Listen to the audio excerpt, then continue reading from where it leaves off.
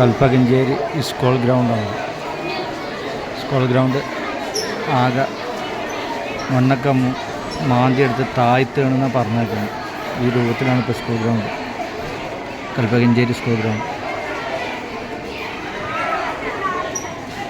School PTA meeting ഉള്ളതിൽ കുറേ രക്ഷിതാക്കളും കുട്ടികളൊക്കെ ഉണ്ട്.